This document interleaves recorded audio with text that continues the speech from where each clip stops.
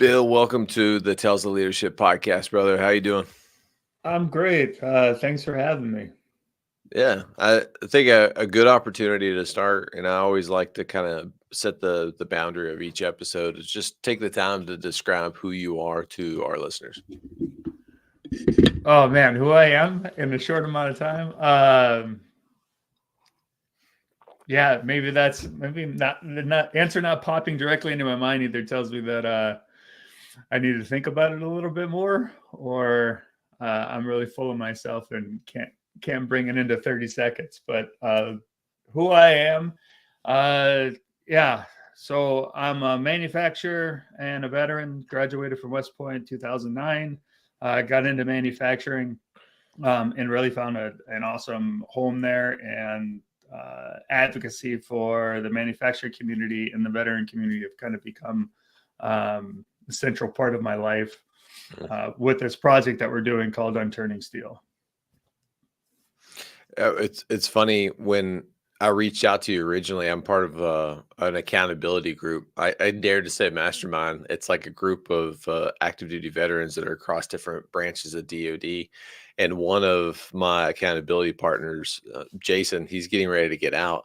He's I would look this dude up on LinkedIn, and I really love what he's doing. I was like, I got to reach out to him, and I got to bring him onto the show. So thank you for taking the time, because if anyone's listening to this, it's 6:30 in the morning. I keep pretty crazy hours. So thank you for indulging me on that. Yeah, this is much earlier than I've been awake in a while. I think the entrepreneurship route, after I left the Army and got into that, the idea of waking up whenever you want is such a privilege. I take advantage of it. Dude, I don't know if I'm ever going to get into that. Like, I get up at like 4 in the morning now, and it's like ingrained in like who I am. So, yeah, good for you. I did the 23andMe, whatever, the DNA study, and it came back and told me that my natural wake up time is 8:30, and I said I knew it the whole time. I love that, man. Before we kind of start digging into your leadership journey and what you've been doing, could you take the time to define how you see leadership in your own words? Yeah, leadership is it's such a beautiful thing. It's really an art.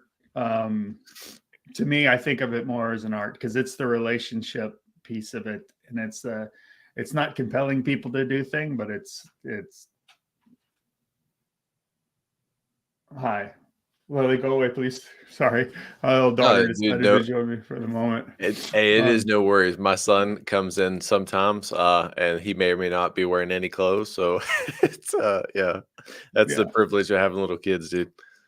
Yeah. So I think leadership is either the natural or trained ability to kind of influence people around you to perform as best they possibly can. I think it's and I say this is one of the taglines that I use all the time, but I say that the United States will never, it's not a resource issue with us ever. It's about resourcefulness. And I find like that's really one of the key pillars of leadership for me is making the most of the resources that are all around you. It's not just about people, but it's all the resources that you have, and leadership is leveraging those to the best of your ability to, reach the end state that you desire. Yeah, I love that, brother. The U.S. isn't a resource issue; it's a resourcefulness issue. So we can basically solve any problem that we want as long as we can find.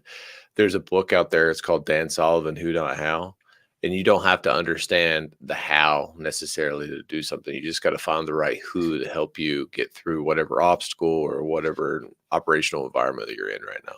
And I love that. And that's one of the cool things about leadership is it translates across all these different things. So you mentioned that. And then in manufacturing, there's a great guy named Ron Moore, and he wrote a book. He's actually a former West Point guy and Army officer and all that stuff. But he wrote a book called What Tool Win.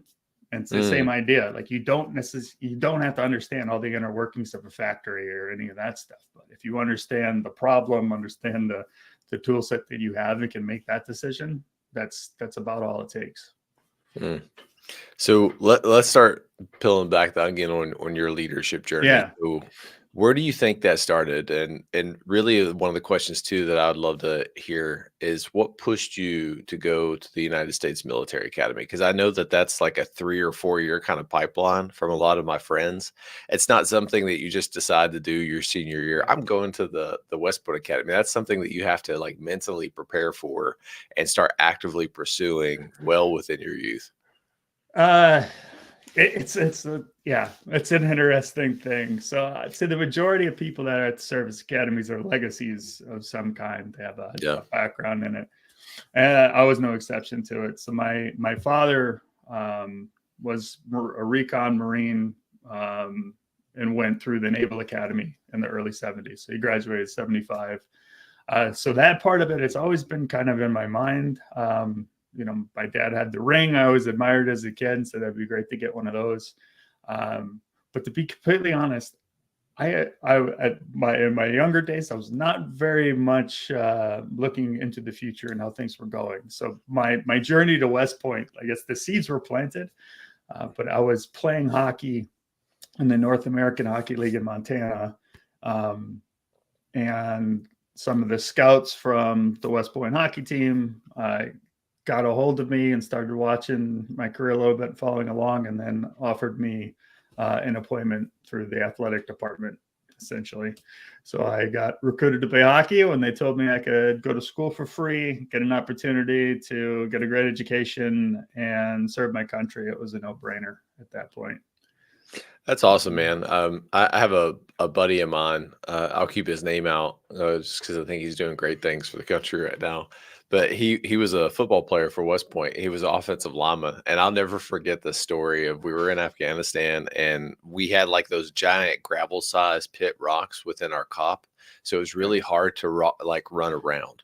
But we needed them because of like the strikers and stuff that we were driving around. Yeah, David, which was already 270 pounds, like lean 270 pounds, decides he's going to go run on my treadmill, like the only functional one I have on my cop left, with a rucksack with like 75 pounds in this rucksack. So there's like 350 pounds of man on this treadmill. He just breaks it, doesn't tell anyone. And I go to work out that evening and I go to turn the treadmill and it's like dented in and like, hey, like a meteor hit this thing.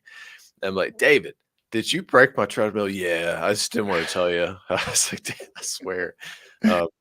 So that's always interesting, man, like being able to play like college sports, but also go to West Point. From the football standpoint, he had to lose like 70 pounds when he commissioned, and he had like 6 months to do it. What was that like for you playing NCAA, like Division I hockey and being a cadet? It was, I don't know. It's one of those things. It's you just kind of, you wake up and do it. It's really a time warp, like weird place to be. But yeah, you start and you end, and it's like the longest thing you've ever done, and it ends in a blink of an eye. But being a hockey player and having that actually makes the transition into something like this very easy. And actually, a lot of the things we're applying today into our veteran program consists of this. It's like setting the conditions for an easy transition. Transitioning into West Point, like you said, that's a big decision. So people think about it their entire lives. Like my dad started writing letters to Naval Academy in 8th grade. He was much more focused than I was.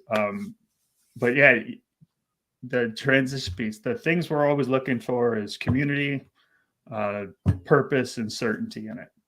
And so coming in as a hockey player, I knew a lot of the guys on the team already. I knew we were all getting recruited for the same thing. You have a built-in community within this little, even more intimate space with the hockey team. You had the purpose.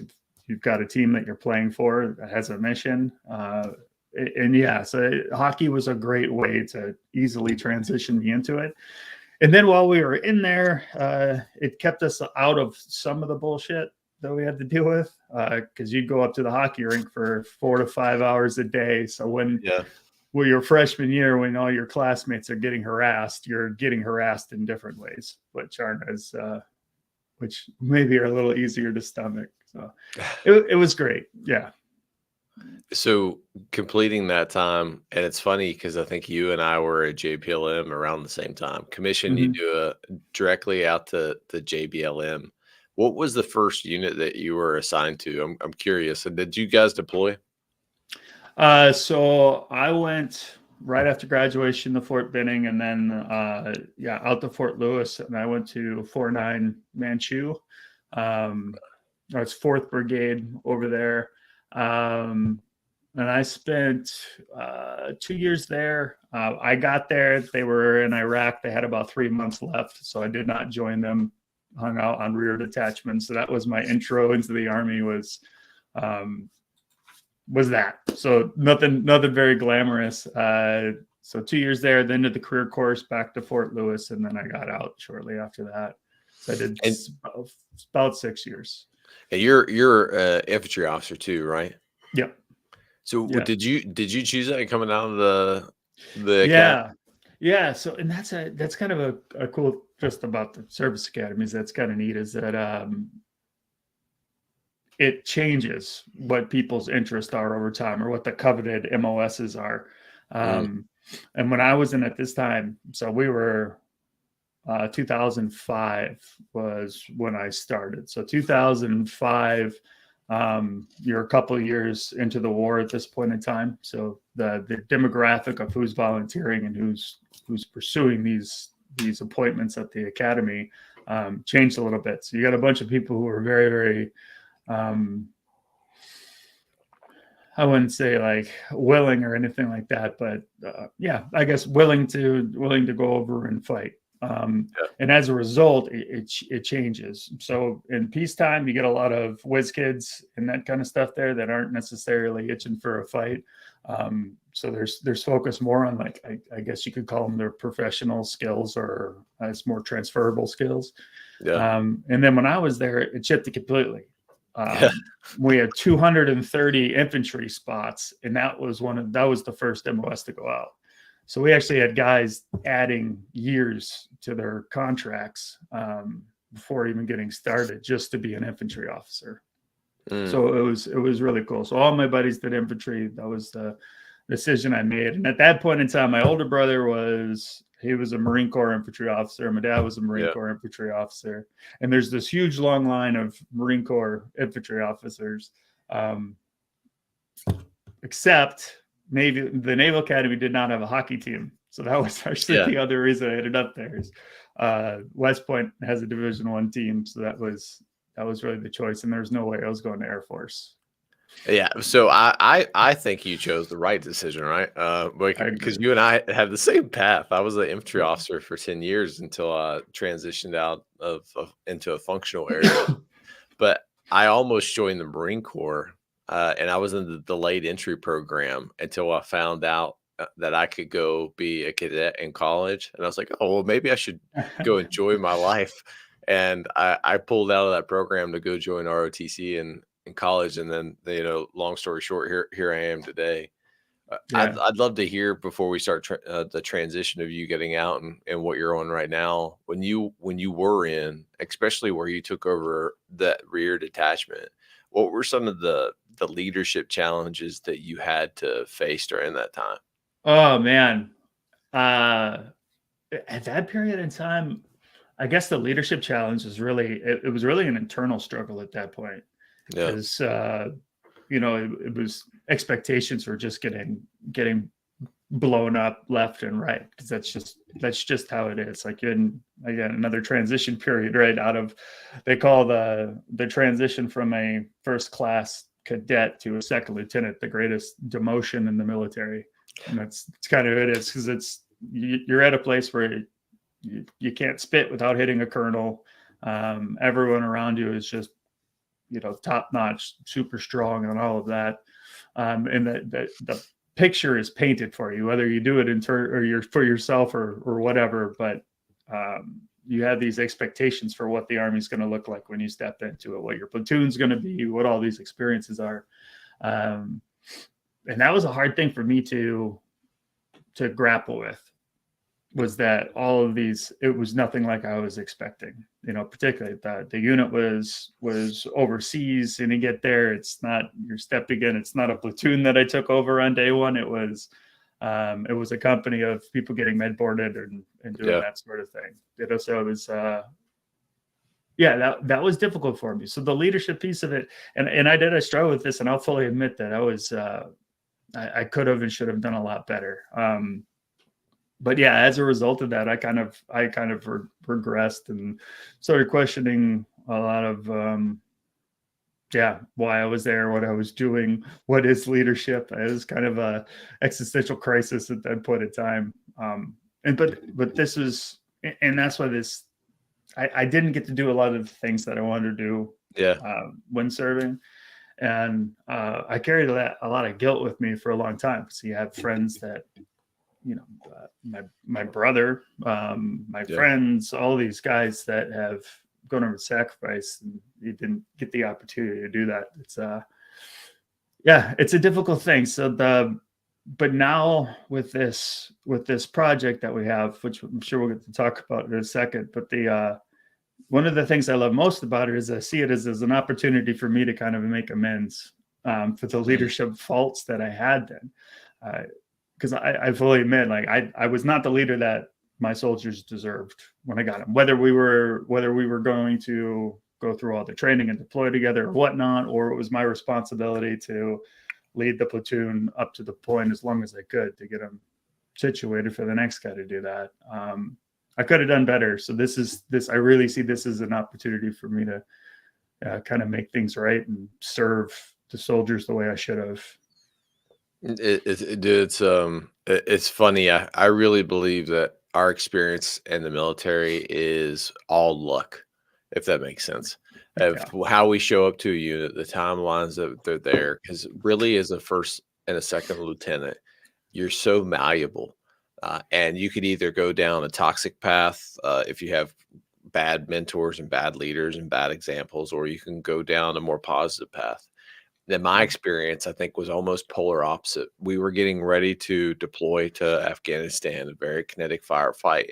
There was, I call it the dream team.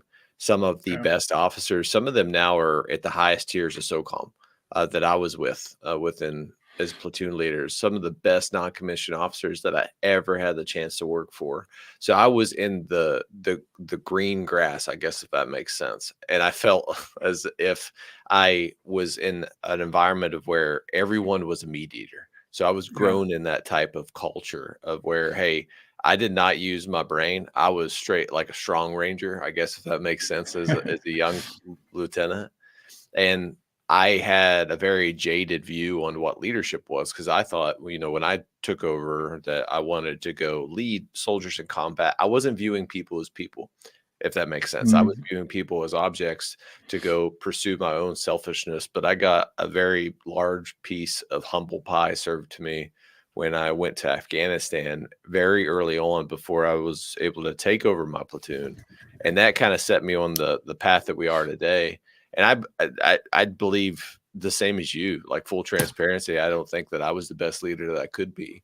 And that now some of the tools and what I understand about leadership and how to influence and inspire others, I wish I would have known when I was directly leading 40, 100, 250 of our greatest nation, because I could have made a better choice. So I choose now to use my time, talents, and treasures exactly like you to make a difference. So don't feel bad, brother. I really think it's all about luck, and we use what we have at the time.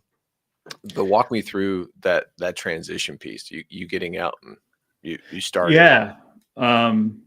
So the transition, I started that. Really, I said from the captain's career course. When I exited there, that was kind of the conversation I had with the gentleman that shuffle you around afterwards. Can't remember the exact title, but branch managers, dude. I made my branch manager. Funny story. There you go. Yeah. I'll wait. I got a good one for you. Yeah. So here's my story with my branch manager. We're at the career course, and we're sitting there talking, and he's like, he looks at me, just goes, "Do you really want to be in the Army anymore?" Wow.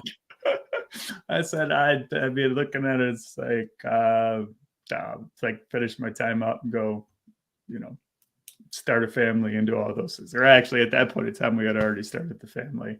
So I was, I had one kid in, and it was, had to move on. But go ahead, share your story with me. No, so I was, a branch came there at MCCC, and they were doing all these different job listings. I was dead set that I wanted to go to 101st, and I was dead set that I Mhm. want to go to Rocket Science. Why? Because that's where everyone wanted to go, and I still had that meat eater mentality that was ingrained in me as a young lieutenant. My Colonel Gregory Harkins, all of those people. So I go in there, last person, thinking that, hey, he's going to remember me. I'm the last person he's going to see. Total opposite. Go in Yeah. there. There's no other things that are assigned. So I can either go be an eyebolic instructor, which offended me, and I'll get that, or I could go be a CTC instructor, which was absolutely a no-go. So I was like, all right, I know X, Y, and Z. These people are transitioning into a functional area. And I just started listing it out. I was like, give them a slot that doesn't matter, and then pull me to 101st. And he There you looked at, go. yeah, he looked at me. He was like, that's not how that works. So there's no other slots available, and you need to, because you have combat experience, go be a platoon leader or a CTC instructor. In my mind, it was like, fine, put me in a CTC because I've already done the lieutenant thing. I want to learn how to be a company commander. Yeah. And but I walk out of there completely mad. I totally pissed off Branch, didn't get anything that I wanted. And I didn't get my orders cut to me until 10 days before graduation because I made Branch so mad in that meeting. So Yeah. I was not good at soft skills. Yeah. I get it. Yeah, that's yeah, the branch managers. Yeah. It was funny, you brought me back to that conversation I had with them, and that was one of the things, and maybe this was a great leadership decision on my point at the time, but you know, you leave the career course, you're looking at company command. That's where you're Yeah. wanting to go next. And everyone was describing that as like, that's the pinnacle of an infantry officer is when you're a company commander, and that's like the greatest time ever. Yeah. And yeah, I knew that. It was, again, thinking back, I was like, I do not have this like this strong desire to do this, or and I would not be the leader that these guys serve, especially at the company level. That's, in my opinion, when, you know, Army. Yeah, I think that maybe that is like the pinnacle when we have the greatest influence and responsibility at that point in time. Yeah. But going back to the original question, I remember what you had asked about that transition. So it was like 2014, and I started the transition out. Again, I felt like I had a ton of unfinished business in the military or whatever, but life goes on, and you have to go about those things. So I'm looking at this transition, not thinking too far ahead of it. Again, arrogance, thinking that, oh, I'm a West Point graduate and all this stuff. They're going to roll out the red carpet and throw money at me because I'm this, that, or the other. And that was like one of the first expectations that needs to get shattered, is that it's not, no one's going to hand you anything. But yeah, looking out at it, and those things that I talked about are community, certainty, and mission or purpose. Those are what you start instantly searching for. And I think that's just a natural thing. So the first thing I was worried about was certainty, because I had a wife and a child at that point in time. Providing for them was like the number one concern that I had. So I started out this job search, and I went through one of those companies, that the headhunting services that reach out to us every time a veteran starts talking about moving. So Bradley Morris or one of those was the one I used. And you end up doing like 12 interviews in a day at a DoubleTree outside of an airport. And I went and did that, did 12 interviews, got, 12 offers, and you have to go about choosing one. And again, not a whole lot of forethought in this, but I based it off of really salary and geography were the only two things I looked at. So I'm making this huge decision for my family at this one, like the most vulnerable times in anyone's career that's a service member, is that transition out of service. And that's the kind of forethought that I'm putting into this as a captain. A very, I guess, ignorant but educated captain didn't really take the time to think through all of these things. So it was the transition was very loose for me, kind of all over the place. And I had a difficult transition because of it, because there was the certainty. Yes, it was there in that I had money coming in and that sort of thing, but the certainty in that this is something that I could do for the rest of life and sustain my family, that was not there. I was miserable a lot of the time. for these other reasons. One, that community piece. I said I transitioned into West Point. You have a hockey team built into it, and when you transition from West Point into the regular Army, you're surrounded by your friends there too. Like my first place I went to, Fort Benning, but there was 230 of my classmates with me from the academy. All moved there at the same time, so it's different. So when I left service and moved to my family to Oregon, we didn't have that. And again, the expectation I have is those are all the environments that came from me. You have built-in friends that are all in the same situation and all that stuff. And that wasn't it. I was at a sawmill, and I was the youngest person on the leadership team. There was several veterans in there, but no one really in my demographic or anything like that. People were commuting from an hour away in every direction. So there really wasn't that. And I had to go about finding that community and building it myself on the outside. And that's something I hadn't done before, a skill I really hadn't developed. So yeah, it was incredibly challenging. I mean, and these are a lot of the ideas. So for the program we have, Unturning Steel, the focus of it is helping veterans transition and integrating them into manufacturing. But what has informed the design of the program, the curriculum, and everything that we do is the experience that I and the other developers had in our transitions out of service. So we asked ourselves, well, what are the conditions that we would have set for us? Like, what are the things that we could have done? Because in reality, it's the conditions that dictate the actions that the people take and the things that happen. It's all about that. So if you set the conditions for success, things are going to go really well. So we say, all right, well, what are the conditions? And it's community, it's mission, and it's certainty. So how can we provide all of those things? I love that format, brother. Me thinking about it now, transition piece. I was almost in the same boat as you. I can't remember the name of the headhunter company. It was right when I was on brigade staff, and I was very jaded at that point because I thought that, hey, I should have had a company by now. You know, I've been doing very well in my career. I have combat deployment. I've trained the brigades to go deploy, all of these things, but they keep me on staff because I was good at that type of stuff. And I remember sitting in my father's barn in West Virginia over a holiday break, talking to all of these different headhunter companies that were trying to get me to go through their pipeline. And I just didn't feel right about it. Okay, I can get out, but that just seemed like there was such a fog there that made me feel so uneasy and uncertain. I had a daughter at that point, married. We were wanting to have a second child, but I felt that I have not accomplished what I wanted to do in the Army, and I still wanted to be in the Army and serve. So I chose to stay in, and I think that was one of the best decisions that I ever have, because the second chapter in the Army, after transitioning from a lieutenant to a captain, was phenomenal. It was good, it was bad, the ugly, like a Clint Eastwood movie. Company command was the best time that I had in my life. I had the honor of doing 2 companies, and it was also some of the most challenging emotionally times of my life. It questioned my leadership abilities. When you lose a soldier in a completely preventable circumstance, it's really on you as the leader who created that culture. And I had a yin yang moment. I got put in for the MacArthur Award. I didn't want to go to that because I didn't think I deserved it at all. I thought that I did a horrible job, but all the other leaders and soldiers that I had were like, hey, no, you're doing a phenomenal job. But I always pushed myself to go as far as I possibly could.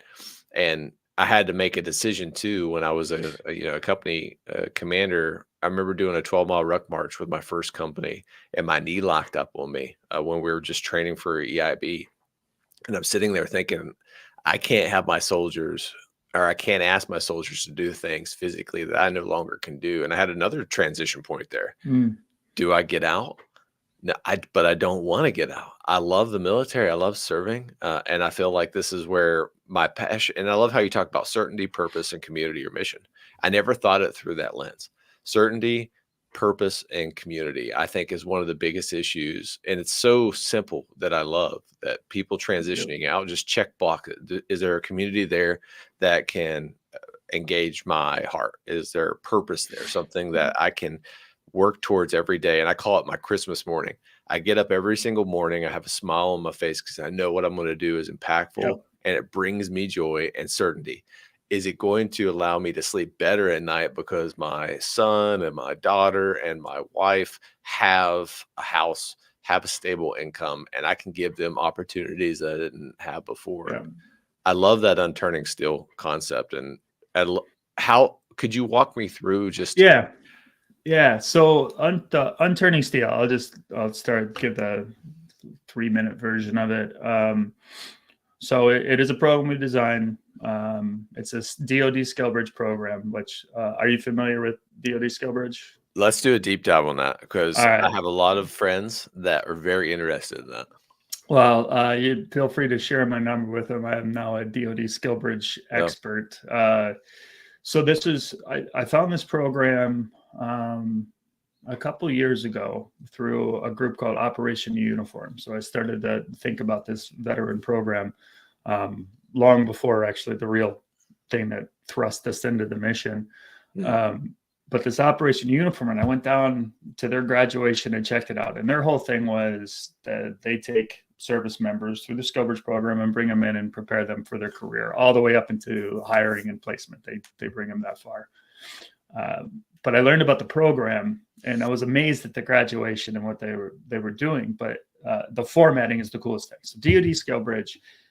For me, I'm a company interested in transitioning veterans or getting them positions somewhere. So I design an offering for them, and I take it to the Chamber of Commerce, Department of Defense, skill bridge. They're all under the same thing. And you present this to them and say, hey, this is worth the investment from the U.S. military into these people that are transitioning out. So you get approved at that point in time. And this is the magic, is you get access to service members up to 6 months before they transition out. So the veterans I get that come and train with us at our factories are active duty. So they remain on the payroll, they're getting their BAH, they're insured, they're all of these things. And what that gives us an opportunity to do is take them and match them with a manufacturer that we would believe there's great correlations between their mutual desires to make it really work. And they get those months. The employer gets the time to check out and verify the candidate, and then our service member gets the opportunity to see if it's a cultural fit, if they want to work there, if this is the thing they want to be doing. So they get an opportunity to kind of explore the civilian world, build a community there in that space, have certainty through our certification, and they get a brand new mission. It's really cool. That's how we're setting the conditions. So guys, let me go back to the program here. I gotta make sure I get this out, stay focused. So the program we have is Unturning Steel. So that's our DoD program. So it is approved, so we can bring veterans. We did this last summer, and our program is partnered with the University of Tennessee, Knoxville. They're our accrediting source. So they accredit their certification that we get to put out. And it's in reliability engineering and maintainability engineering, but it's much easier to categorize it under continuous improvement. So all the different models that we're familiar with, like 5S and the Toyota model and world-class manufacturing, really are the military decision-making process is actually very, very similar to all of these things, which is really a great transition. And that one occurred to me after when I got into it. I'm like, it's all the same stuff. You're conceptualizing things, you're organizing, you're mobilizing, you're prioritizing, you're just making decisions. It's all risk mitigation when it comes down to it. So it's a natural fit for these guys. But so that's the curriculum base that we have. The positions. So I'll go through the steps of it. The first step we do is we find the manufacturers, and this is something we learned the hard way. Originally, it was we found the veterans first, and we were then trying to find an opportunity to match, and it doesn't work that way. So we go to a manufacturer, and they say they want to participate in this program. We vet them, so they have to. We do a little bit of an audit, make sure that the conditions are set. We're not going to send people into a bad environment. So there is some background checking that we do on that side, and then we work with them to get their search criteria, customized search criteria for what are the positions that they have open currently. And there's about 600,000 in manufacturing right now, open positions. And that's going to grow to like 1.5 million open positions in manufacturing by 2030. It's crazy. I fully agree with that, by the way, too. Yeah, it's nuts. So we're looking to fill these positions. So they give us the exact requirements that they need. So when we base it, essentially it's a medal list. So we take their missing essential tasks list. These are the competencies they need to train to. We create a custom curriculum for that, like in the right person that we're looking for. And at the same time, we have a pool of veterans, SkillBridge veterans that have reached out to us kind of organically. And they tell us where they want to work, give us their search criteria. And based on these two pools, then we match folks together. So if you want to live in the Knoxville area, we've got, Bush Bean, Smith & Wesson, Rubbermaid, all of those are right there in that area. And those are the companies we would go and say, hey, we've got these veterans that, want to live in this area, want to work with you guys and all of these things. We'll train them up, certify them in every competency that you need specifically for your role. We give them the baseline, the manufacturing expertise. They get a university certification from the University of Tennessee, which tells the entire world that they're top notch and ready to go. And the coolest thing about the certification is our program is intense. It's, like I said, 3 to 6 months.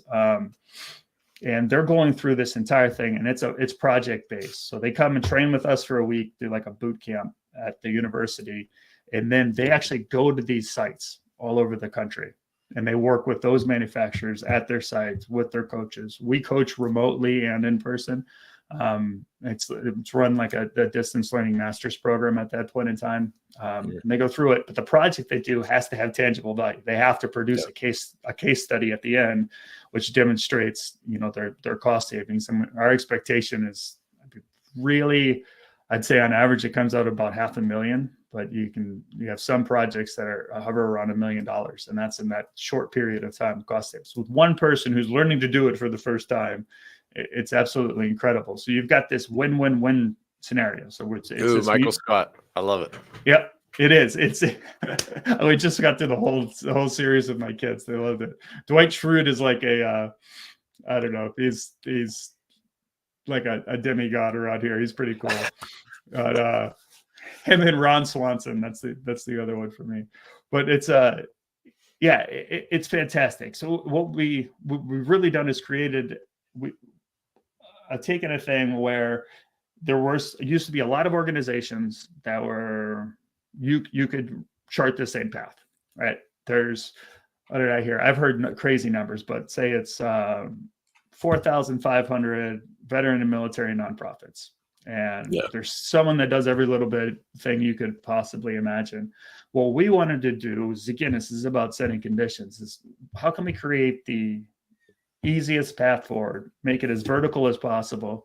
And that's what we've done. So we take everything from recruitment through the placement. So after they execute this project, they get certified. And then there's that decision-making part where, they're going to have a relationship. So they'll sit down with these folks that they've been working with for 3 to 6 months, and they make an informed decision about what they're going to do. And if it doesn't work out for them together, we have an entire network of other manufacturers that are looking to hire. Like I said, there's 600,000 openings. It's something that the country needs, and veterans are a great fit for it because of the military decision-making process. And I'd say my favorite reliability engineer of all time, he's the head coach on my staff as a Navy nuke. And those guys they're just incredibly smart. Their understanding of process and their technical training. And this is a frustrating thing for me. This is actually, I don't know if it's intentional or not or anything like that, but it's an interesting thing, retention, talking about retention in the military. And you've got a guy like that. And the training that Navy nukes go through is, I would say, probably superior to like a 4-year undergraduate degree in nuclear engineering. That's the kind of thing. But when they step out, maybe I'm incorrect about this, but they really do not have a certification or something that is tangible that they can go out and trade in. And I find that incredibly interesting. And the other one that really surprised me was one of our veterans this summer I worked with. She was SkillBridge, but she was in the medical fields. And it's the same kind of thing. She was essentially a nurse for like 20 years. And there's so many certifications thing I believe she could have had, but she didn't. It's really interesting. So setting the conditions. And if we can control those, all the better. Dude, I love that whole process. And I think 6 months with the whole skill bridge thing is like the perfect time because when being in 16 years now, I've taken over like probably 16 different jobs at this point. Yeah. And 6 months is that decisive point, meaning that, hey, I'm either going to love this job or I'm not going to love this job because I fully understand it. I understand the people, I understand the systems, I understand the processes. And if I want to, I'll be all in or not all in. 6 months is that magic window. It is like what we're talking about now, where I work in SOCOM acquisitions. I've been there for 6 months now. Absolutely love it. And I feel fully confident in what I'm doing. So it makes a better decision. I could see that with someone who's transitioning out that wants to go be a manufacturing engineer. And I love the correlation that you make. And I'm not an engineer by trade, and I'll just state that. But I do have a master's in systems engineering management from the Naval Postgraduate School. There you go. So I have a lot of classes in manufacturing engineering, and you are spot on. One, because you identified that need before, that the U.S. Made in America, that prestige that we used to have is coming back. One, because I think geographically, geopolitically, we're going to be just naturally divided over the next like 10 to 20 years. Made in China is not going to necessarily be a thing. I think we're going to do more focused trading based on geographic and allied nations. I think just in my mind, I think that's where we're going.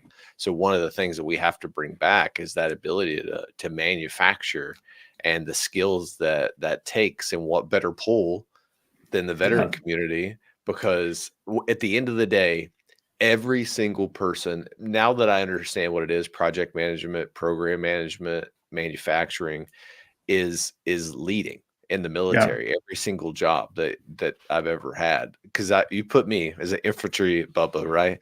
In PO aviation, my first job is I ran aviation system mission architecture in AMSA. All the systems that go in helicopters to make them fly and do their jobs, I had no idea what they were, but I could correlate my skills that I was educated in and what I've done in the past in the infantry to excel. I don't need to understand this full system in a way. I just need to understand the processes and figure out how to refine them to make them more efficient. And then I was able to go take another job in UAS. And that's where it really got exciting because, okay, I understand the use case, understand how the system works, and I understand all the programmatics behind it to make it exceptionally grow. And now where I'm at, I think I manage, it's crazy, like some between 60 programs. It's insane. But I love it because now it's pushing me outside of my comfort zone. How can I manage all these different efforts and not be as detailed as I need it, but hit the wave tops to make sure that it's efficient and effective and then continue to move forward. So that unturning steel, the framework and the pipeline that you've created, and also I caught this too, the mission essential task list. So METAL, which I love too. Like that's the acronym METAL, that you pull that from manufacturers or jobs, and then you align that with people, what they're looking for to connect them. And then you create the whole pipeline. Like, hey, here's a job in the location that connects your passion, your mission, your purpose, the certainty that we talked about. And it's all there. That's beautiful. And could you walk me through the documentary that you filmed? I want to make one more comment before I do that. There's kind of an interesting thing that's happened with some of this, and I love this setup. I'll paint the picture for you. So for me, it was when I bought a house or get married. That's a huge commitment that you're making at that point in time, and you don't necessarily know how it's going to play out. So what we found was you get a really neat opportunity. So this is like an internship. And at the end of it, at that point in time, you're forced to have this real intimate discussion about this relationship that you could be entering into. And you actually get to set expectations with each other with, the information needed to make those decisions. So they're not only getting to know each other, setting it up, but they're setting the conditions for a long-term sustainable relationship that's going to be, fruitful for everybody. So it's really cool. But yeah, so that the film itself, then I said, I've been thinking about the certification program, and the thing with the veterans really happened with my wife. I had started the company. We had started to have a little bit of success, and I had all this, red, white, and blue veteran-owned business stuff on the webpage and all those things. And my wife's like, "Hey, you've got all this stuff on here. When are you going to do something about it? You can't just put this. You can't say you're this like military guy and not do anything." So that got the ball rolling in my head about how we could do that. So the idea for the program started happening, and then my brother began his transition out of the Marine Corps for the second time. So he was an infantry officer. He was he was a platoon commander at the Battle of Marja. All kinds of incredible things, and he got out and then went back in to go help with the refugee camps at Fort Dix and bringing those all of our Afghan friends back.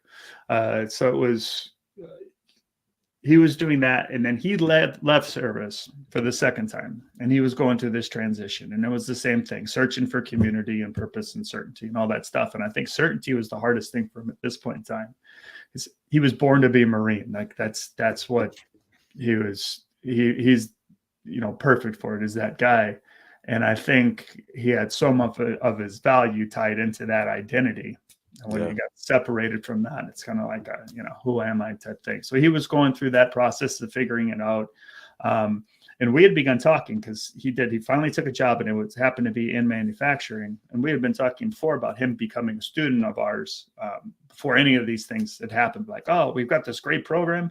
We could use it for veterans. I'm certain I could take any kind of junior officer, senior NCO, whatever, whoever, and I could turn them into a valuable member of the Made in America community.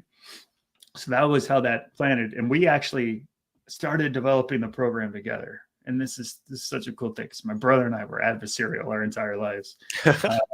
He was 4 years older than me, which was just enough to where. Yep, my sister is 4 years older than me. Yeah, and it's competitive and whatnot, but it's from a distance. It's like I can compete with him, and his physicality cannot overwhelm me because we're that far apart where I get to do that. And I know it drove him absolutely crazy, but it was always a difficult thing. The competition was the always like,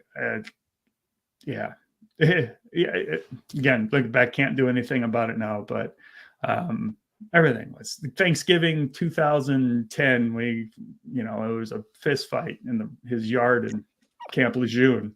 We were out there fighting because they were making fun of the Army, and I got all butt hurt because I'm a whatever, and we end up doing that, and everyone's girls are crying, and it was a mess. But so that when this came about, 10 years later, and we really started to work on something together, I was really excited and hopeful for it. But when he did get into the reality of that position, and it just wasn't underemployed, a whole lot of the things that we could list off and the statistics that go along with them. It was kind of it was the same old same, and the result was, in a lot of ways predictable. And on December 1st, 2022, he committed suicide, and that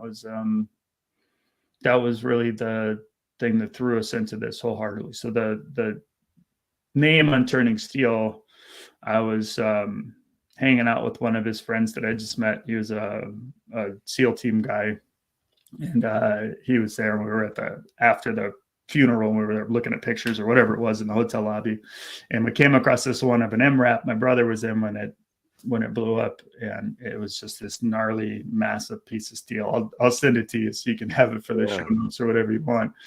And we're there looking at that, and he's telling me all these stories. And he said he was a SEAL team breacher. So when we would breach and an obstacle or start an assault, he would call turning steel into the radio.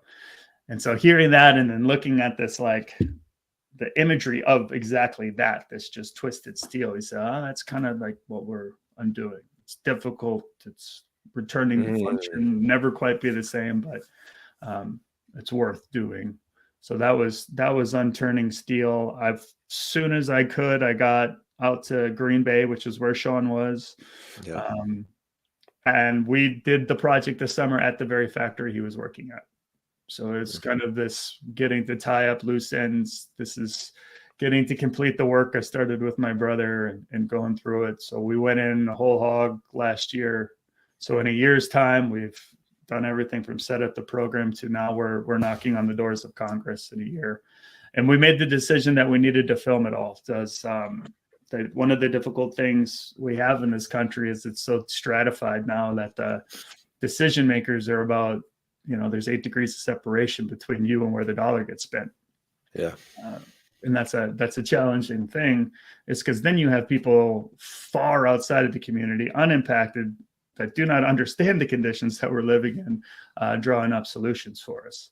And that's the resourceful versus resourcefulness idea again, is if you empower the communities at the lowest level, like the veteran level, those folks are going to understand the problem and own the solution much better.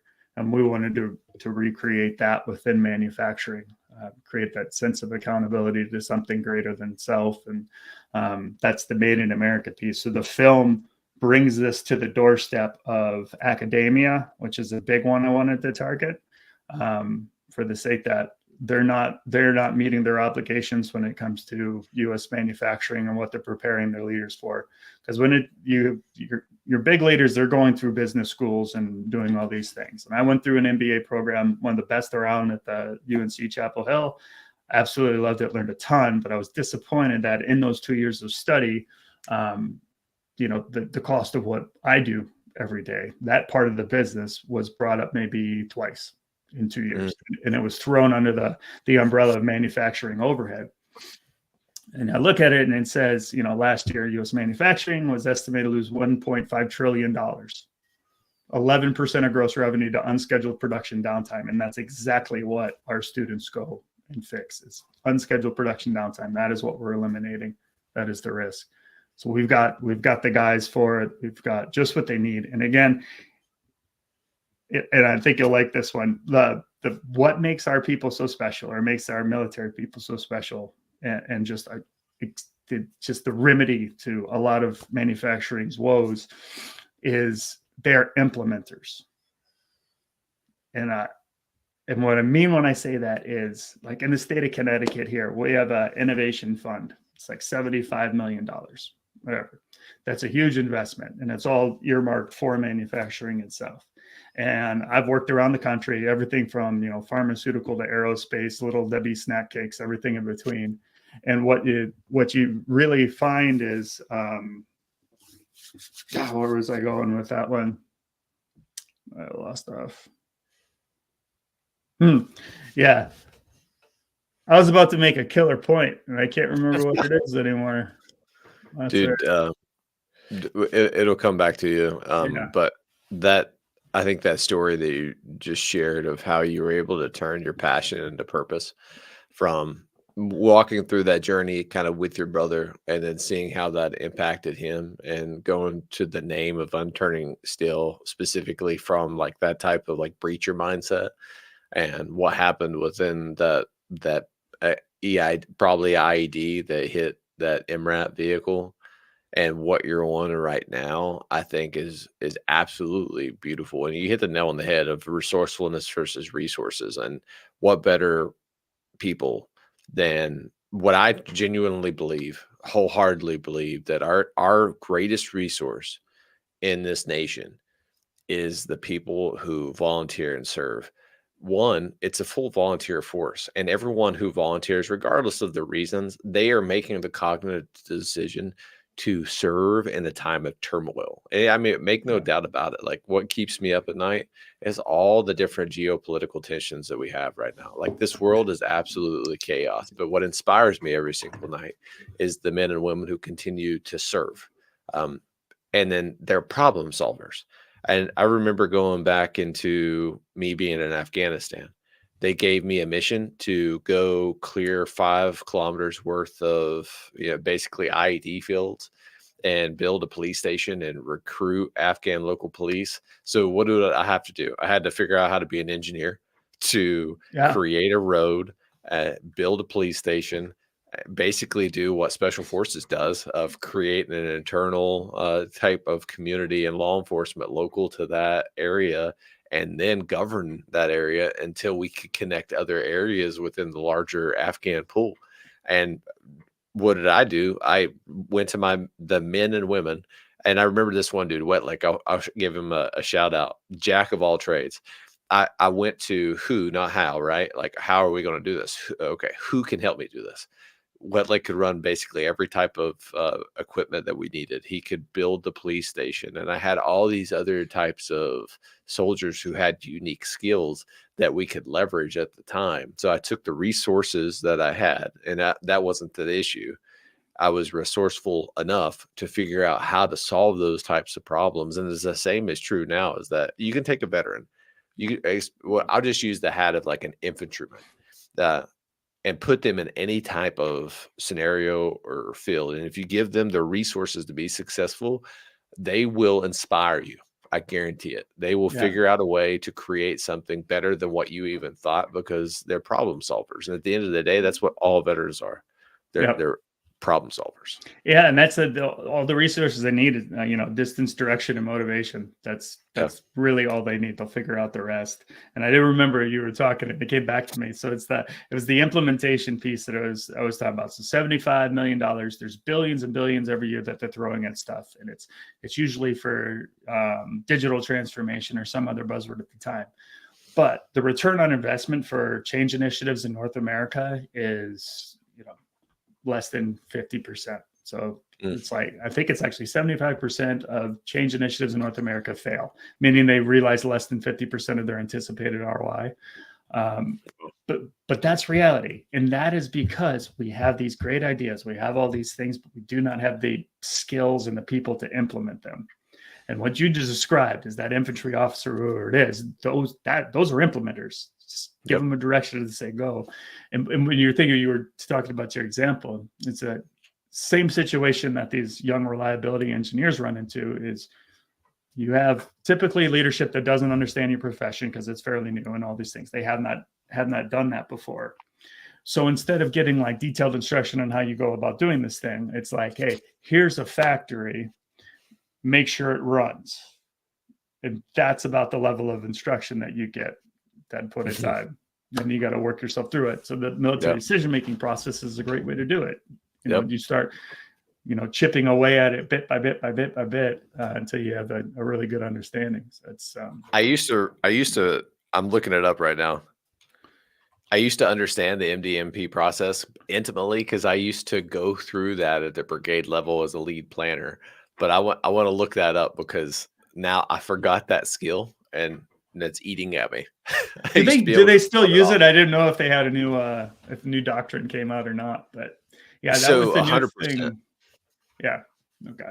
Yeah. I thought it's very deliberate. It's very good. And a whole lot of the things that I've built into my curriculum is things that I've taken with me from service is a lot of that stuff. Cause I'm an abstract thinker. I'm kind of all over the place when it comes to that. So being in the military really gave me a lot of tools that I could really help me be more resourceful with my mental capacity.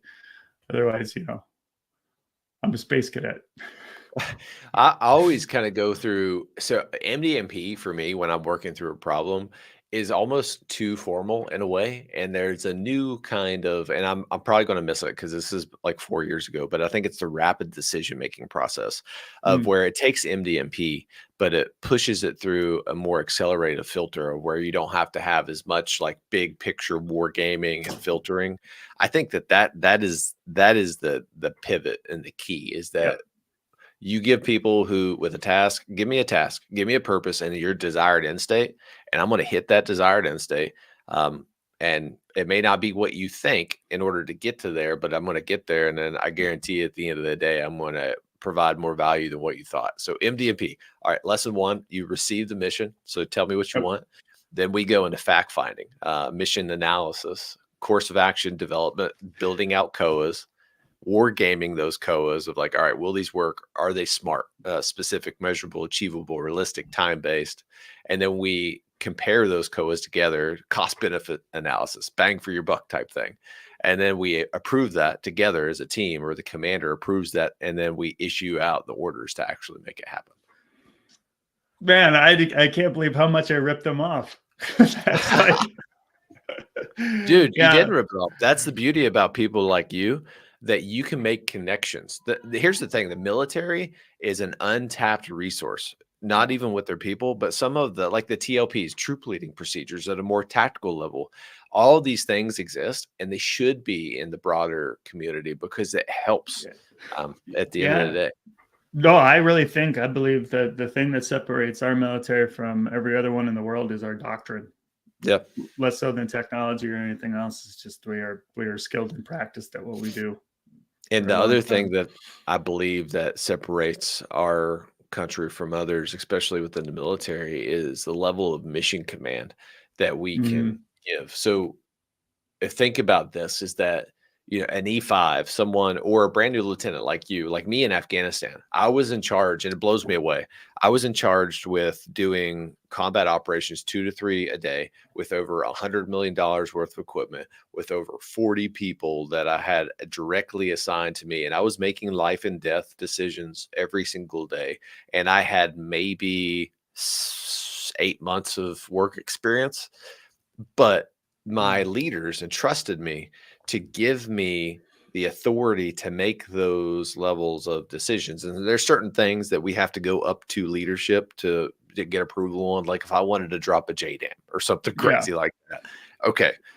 Understandable. I should have rules of engagement, but that's the beauty about, I think, our military, is that we give our junior leaders as much risk as they can tolerate and stretch them without breaking them. But it also stretches senior leaders. And I had a great commander tell me this one time, and it still resonates to me. And I think I bring it up in almost every episode, but we have to delegate to the point that we feel uncomfortable.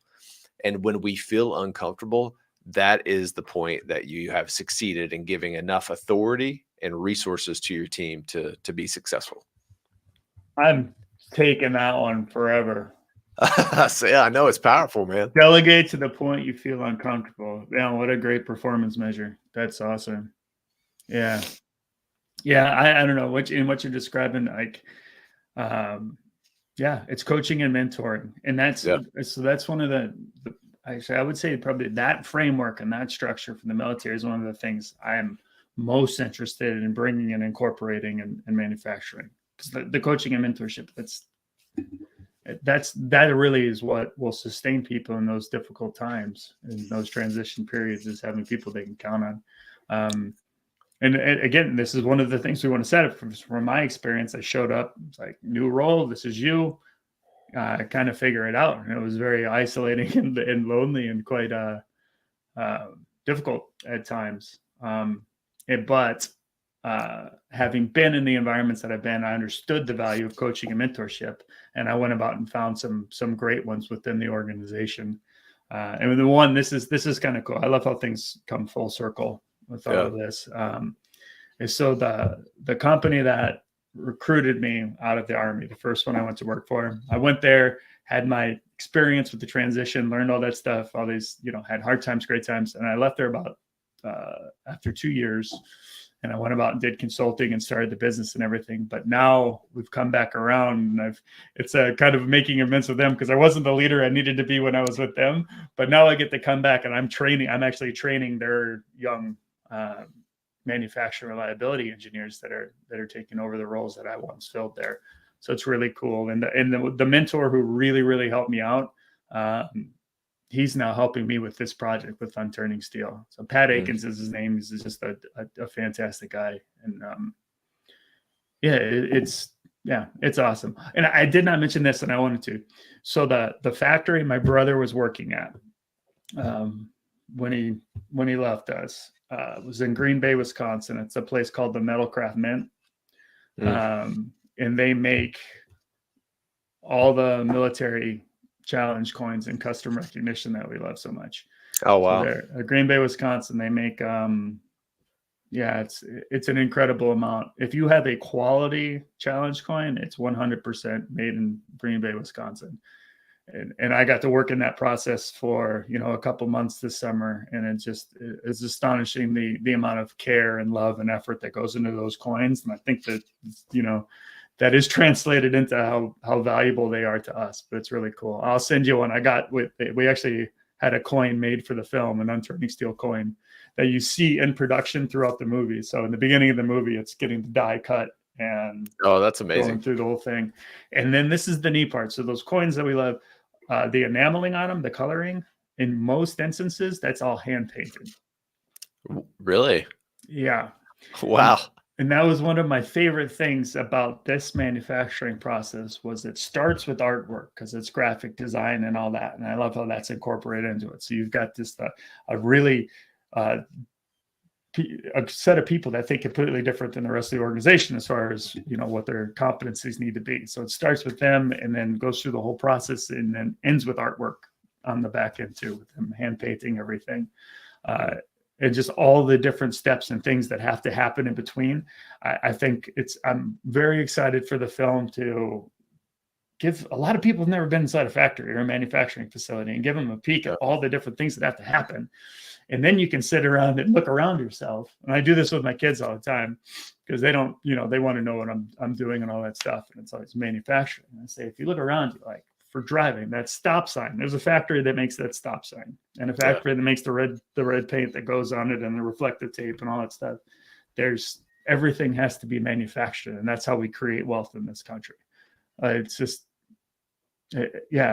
all worth doing. And I've kind of become a manufacturing nerd. Never thought that would happen, but I absolutely love it. It's an incredible thing. And as far as national security goes and giving back to that, like my biggest client is Lockheed Martin, and the way they go about their business at the F-35 facility in Fort Worth is they really, really care about the product, and they understand the consequences if they don't do their job. Yeah, they make some of the most sensitive military technology, that we use. So, and I had an honor. So sorry, we're over an hour. I typically try to keep this at an hour, but we're both fired up. So we're almost done, I promise. But no problem. Yeah. There was an opportunity that I had to talk to BAE, and this was over a transponder in the military. And I remember John, which was my industry partner, was like, "Hey, I want you to talk to some of the people." And this was right after COVID, so I was like one of the first military people that was able to go to that factory to talk to the workforce. I was like, "Yeah, no worries." It's like, "Yeah, it should be like maybe 15 to 20 people." Well, there's like 300 people in there. So John was like, "Hey, sorry, there's a little bit more people than what we thought." So I walk in there. And I start talking to them about, hey, this system that you're producing isn't just wiring harnesses that you're putting together and circuit boards and all of those different things. You need to understand the deeper purpose behind it is that this system goes in aircraft. And what does it do is it provides positive identification of friend or foe. So if an aircraft is flying, it needs to have an immediate decision if this is going to be an enemy or if this is a threat that I need to neutralize and detect. And we cannot allow aviation operators to hesitate because that costs lives. So what you're doing is extremely impactful. And then I went into a deeper story of sharing one of my more vulnerable experiences, but it resonated so deeply because a lot of the times leadership in those levels, they're all focused on output. Like, hey, how many systems did you do today? And what is the total profit of it? But what we forget is the people who actually do those things and then connecting that. Like what you do is important and you don't hear it enough, but I'm genuinely appreciative of you and everything that you do. And in the bigger picture, yes, you are doing these small, tedious things, but this is what it's doing for our nation. And then the greatest resource we have, the men and women who volunteer. Yeah. So one of the last questions before we get to the final show notes that I always love kind of wrapping up. Yep. What would be the best advice that you could give someone who's getting ready to transition? I think this would be a beautiful question for this episode. All right. I'll answer that, but then I have one last question for you before we move on. Okay. So if I was going to tell anybody that's transitioning out of the service, I would say find yourself a transition coach of some kind, whether there's a service out there, something like that, or someone who has done it before you that has just gone through the process, understands all the pitfalls and the different things that can possibly happen. And that'll alleviate, 90% of your headaches if you just ask someone, because those people say, hey, I wish I would have taken advantage of SkillBridge. I wish I would have done this. I wish I would have done this, the other, or you need to talk to this person and so on. I'd say it's just, rely on your community to help you through it. That would be the biggest thing. But specifically, if you are interested in manufacturing, check out our SkillBridge offering. It's actually under the other company, Renaissance Reliability, which is the company that started. But we'll get links to all that stuff. But that's it. Coaching and mentoring. Find one, right? Part of being a leader is knowing when you need to have be led, I guess you say, or when you need help and understanding that. But my question for you, and this is like the standard question we ask everybody who's gotten interviewed for the movie, for everything, is what does Made in America mean to you? Oh, man, that's a good question. To me, when I was growing up, Made in America meant reliability. It meant something that was more untangible, I guess. It wasn't just a product. It was something that was going to work when it needed to work with its basic function. It was going to last extremely long period of time, that it was something that was unmatched compared to what the rest of the world made, because people, American, citizens, were actually putting their hands to these things and building it. So the quality was just absolutely unmatched. So to me, when you say American made, I think that it's something that is going to work, and that it was made with love. Yeah. So great. Well said. That's fantastic. Yeah. It's an amazing thing. It is an ideal. I think it's surging back with the reshoring efforts and everything else that we have. Manufacturing is so critical to life, and there's a lot of interest in it, and we're very excited going into an election year with the film, and some important things to talk about. So it's very exciting. Our final show segment, you'll probably get a kick out of this. I call it the Killer Bees. So it's the same 4 questions that I ask everyone on our Tells Leadership podcast. And it's be brief, be brilliant, be present, and be gone. If you're ready, we'll jump into the first one. All right. So what do you believe separates a good leader from an extraordinary leader? Self-actualization. I think that'd be the biggest thing. Understanding where your flaws and where you need help, and really how you're coming across. I think that's probably the most frustrating thing I see, is when leaders don't have a clue what their people are really thinking, not having that insight and ability to look into that. So I think that's probably the biggest thing. It's like cleaning up your own house before you go and mess around with other things. But I love that. Question 2, what is one resource that someone who listens to this episode can go get to help them on their leadership journey? On their leadership journey. Ooh. One resource they can go get yourself a coach and mentor. 100%. That's what I would say. If you're looking for one single resource that could give you the most good, is a coach or a mentor. Go find one, and don't settle for one. They're like therapists. You got to try them out until you find the right one, the right fit, and then it'll change your life. Yeah, 100%.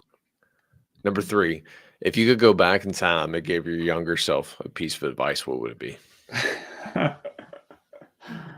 Oh, Lord. This is funny because this is something I think about all the time. I'm like, oh, man, if I could go back and undo that. I think we all do that. Younger self.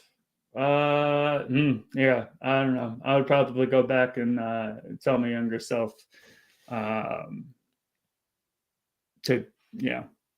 take a little more time to be a brother than a competitor when it comes down to it. So that'd be it. No, I love that, man. So the last one is, how can our listeners find you, and how can they add value to your mission? All right. So this is an exciting time. So the timing for this is great. So coming up soon on March 7th, we have our debut screening of Unturning Steel. And originally we were going to be doing it as it was just an in-person thing. But we've noticed that we have a very unique opportunity here to do some massive outreach. So we are going to live stream the event as well. So we're doing it at an auditorium on the University of Tennessee campus. So right in the shadow of the football stadium, there's an old Gothic Revival auditorium, seats like 900. And we're doing it in conjunction with the University of Tennessee's Maintainability and Reliability Conference. So there'll be a lot of industry folks there, and we'll do the screening for them on Wednesday night, but Thursday night's the big one. So it'll be live stream, it'll be all that stuff. There is an RSVP page, which I'll send to you, where people can either say they're going to attend in person, or they can click on it and basically secure their spot with the live stream link. We'll get that to you and you can join us from afar. Yeah, that's the biggest thing I'm going to do, is that screening on the 7th. It's a very difficult project to explain in a short period of time. So you're getting actually some focus on it. And what that's going to look like is we've got, this has been the best thing about this project, is where the resources come from is really kind of exciting. Like in the military, you've got certain channels for where you get the resources from, but in entrepreneurship, it's just kind of wide open. And you just got to kind of figure out where they're coming from. And through this, we ended up with this killer a cappella group to do the national anthem. Oh, that's cool. So that's how it started. We'll present the colors, and then I'll give like a 20-minute keynote speech going through the whole, just how all this thing came together. We'll screen the film at that point in time, and this is a 22-minute short. So this is actually going to be a docu-series. So this was like the experimental edition of it, of where we were messing around in Wisconsin and really kind of screwing things up and figuring out what works. And then the next one will be us taking a cohort through the same work, but in the state of Connecticut. So hopefully with Sub-Base Groton and some of the manufacturers here, we'll be doing that. And that could be episode 2. But yeah, so that's it. Get some mark on, check it out, hit us up for the live stream link, go to the RSVP page. That is the absolute best thing you can do. If you attend on Thursday, you will be a convert by the end of it. This stuff's undeniable, the value of it. There's really nothing to argue with. There's no downside to what we're doing. We're leveraging government resources that we're just going to sit there and get wasted anyways. We're putting them to use. So it's something we're very proud of. And we know everyone's getting behind, because that's the kind of project that it is and the kind of passion we throw behind it. But I could just tell that you're deeply passionate about everything that you do. And I think I'm inspired by the pain that you turned into purpose. And I always go back to like this term, purposeful, accountable leader, or a pal. You are a pal. And what that means is being able to make hard decisions when other people's won't, but is turning pain into purpose and inspiring other people through that purpose. And that's exactly what you're doing, brother. So thank you for everything you do, especially towards like veteran suicide and transitions, because that's something that's near and dear to my heart.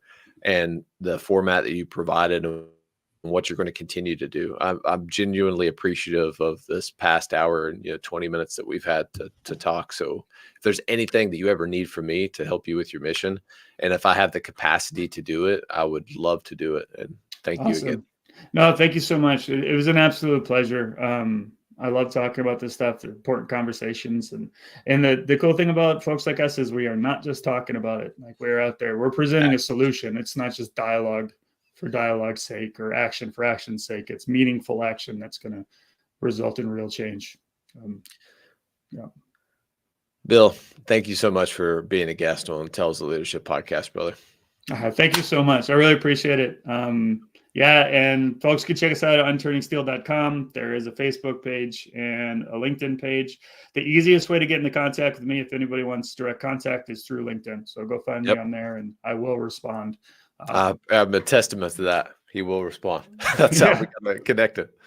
All right. But yeah, thank you very much. Appreciate it. Have a great weekend, brother. Thank you. Bye.